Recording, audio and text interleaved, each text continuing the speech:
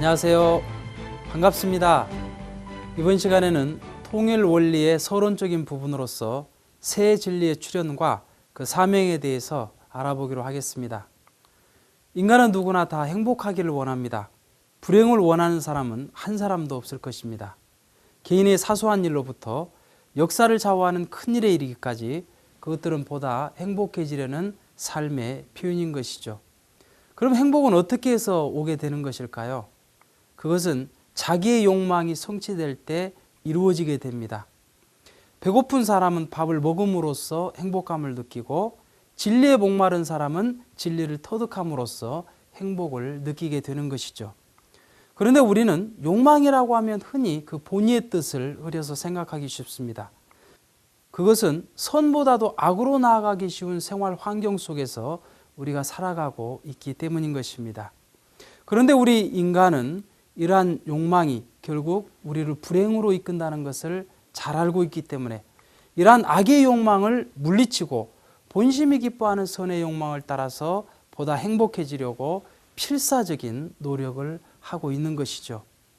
그러나 아직까지 본심대로만 살다 간 사람은 한 사람도 없습니다.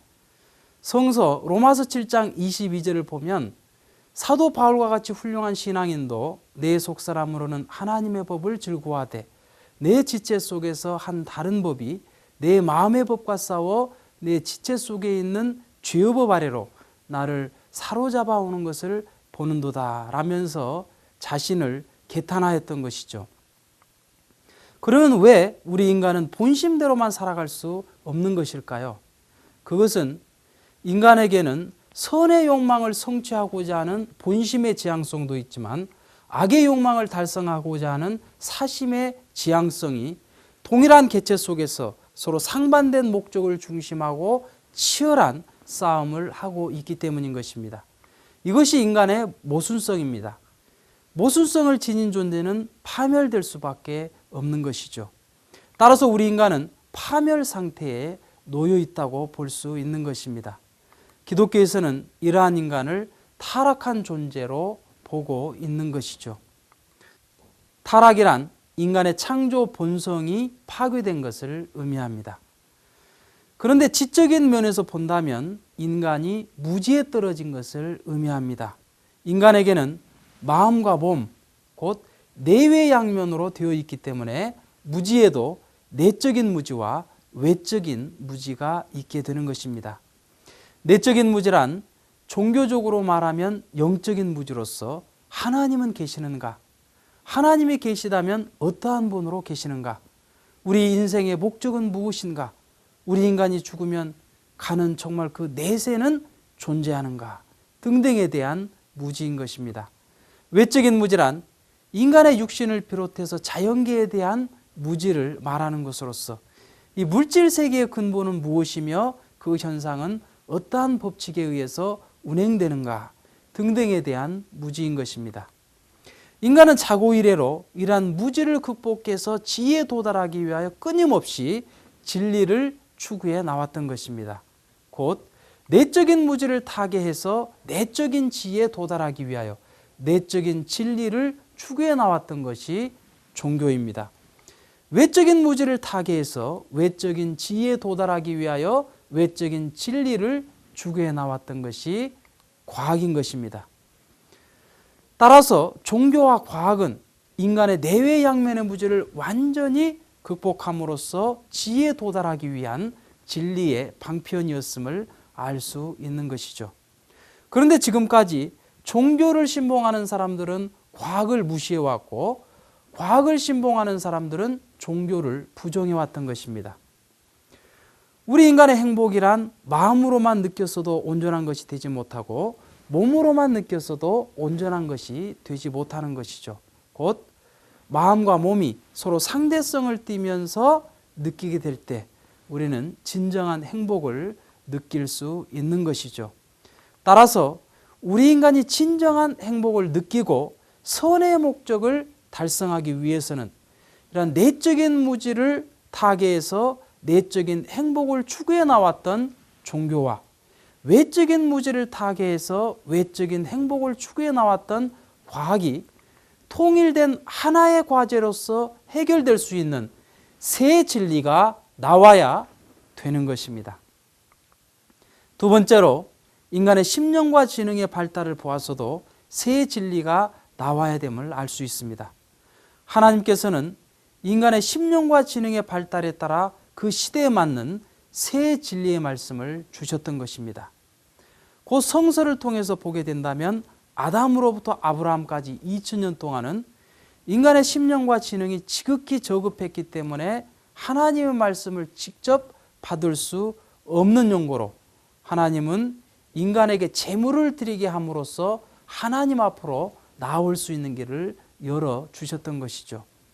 그리고 400년이 지나 모세 때에는 하나님께서 십계명을 비롯해서 율법을 주심으로써 하나님 앞으로 나올 수 있는 길을 열어주셨던 것입니다. 1600년이 지나서 예수님 때에는 복음의 말씀을 주심으로써 우리 인간을 구원 섭리에 나오셨던 것입니다. 그리고 지금은 예수님 이후 이미 2000년이 흘렀습니다. 따라서 지금의 인간의 심령과 지능에 맞는 보다 고차원적인 새로운 진리의 말씀이 나와야 되는 것입니다. 진리는 절대적이며 영원하고 불변합니다. 그러나 경선은 진리 자체가 될 수는 없습니다. 예수님께서는 내가 길이요 진리요 생명이라고 말씀하셨습니다. 따라서 경선은 그 진리를 가르쳐주는 교과서인 것이지 그 진리 자체는 아닌 것입니다. 그러므로 하나님께서는 인간의 심령과 지능이 발달함에 따라서 그 진리를 가르쳐주는 범위나 정도나 방법은 시대를 따라서 달리하지 않으실 수 없었던 것입니다. 세 번째로 우리는 성서적인 근거를 보아서도 새 진리가 나와야 됨을 알 수 있습니다. 요한복음 16장 12절에 내가 아직도 너희에게 이를 것이 많으나 지금은 너희가 감당치 못하리라고 예수님은 말씀하셨습니다. 곧 진리의 말씀을 다 전하지 못하셨다는 것을 알 수가 있는 것이죠. 또 요한복음 16장 25절에 이것을 비사로 너희에게 일렀거니와 때가 이르면 다시 비사로 이르지 않고 아버지에 대한 것을 밝히 이르리라고 말씀하셨던 것입니다. 성서를 읽으면 읽을수록 거기에는 많은 해석이 나올 수밖에 없습니다. 왜냐하면 성서의 대부분이 비유와 상징이기 때문인 것이죠. 따라서 이 새 진리는 이러한 문제까지도 해결해 줄 수 있어야 되는 것입니다. 요한계시록 10장 11절에 많은 백성과 나라와 임금에게 다시 예언하여야 하리라고 말씀하심으로써 새 진리의 필요성을 성서는 말하고 있는 것입니다. 그렇다면 새 진리의 사명은 무엇일까요? 그것은 인간의 양면의 무지를 완전히 극복함으로써 인간의 모순성, 곧 본심과 사심이 끊임없이 싸우고 있는 인간의 모순성을 발본색원함으로써 우리 인간이 선의 목적을 달성할 수 있도록 안내해 줄 수 있어야 되는 것이죠. 그리고 하나님의 실제성은 물론이거니와 하나님께서 인간을 창조하셨을 때의 그 심정, 그리고 인간이 타락했음에도 불구하고 유구한 역사 동안 그러한 인간을 구원 섭리에 나오셨던 그 하나님의 애달픈 심정까지도 해명해 줄 수 있어야 되는 것입니다. 그리고 모든 주의, 사상, 종교를 통일할 수 있어야 됩니다. 종교가 생겨나면 생겨날수록 거기에는 반목과 투쟁과 전쟁이 끊임없이 일어났던 것입니다. 기독교만을 보더라도 성서 하나를 가지고 수백 개의 파가 갈릴 수밖에 없었다는 이 현실은 지금의 종교로서는 하나님의 근본적인 뜻을 이룰 수 없음을 말해주고 있는 것입니다. 그렇기 때문에 새 진리는 초종교적으로, 초인종, 초국가적으로 하나님을 품으로 모신 인류 대가족을 건설할 수 있도록 안내해 주어야 되는 것입니다. 그렇기 때문에 이 새 진리는 인간의 두뇌로서 어떤 문헌이나 경서를 연구하는 데서 나올 수가 없습니다. 요한계시록 10장 11절의 말씀처럼 이것은 하나님의 계시에 의해서 나오지 않으면 아니 되는 것입니다.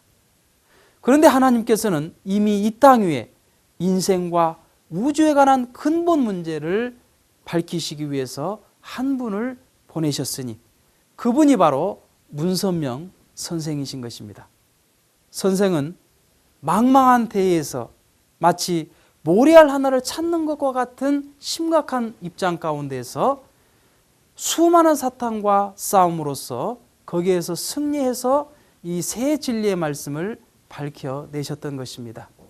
그리고 낙원에 계시는 예수님을 비롯해서 많은 성현들과 자유로이 접촉하시면서 하나님과 은밀히 영교하시는 가운데 이 새 진리를 세상 앞에 공표하시게 되셨던 것입니다.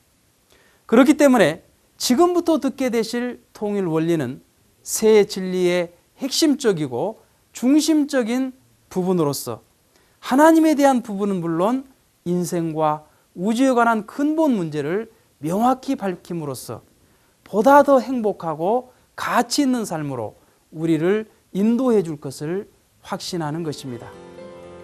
그렇다면 다음 시간에는 모든 존재의 원인 되신 하나님을 어떻게 알 수 있으며 그분은 어떠한 분으로 계시는가 하는 것을 알아보기로 하겠습니다.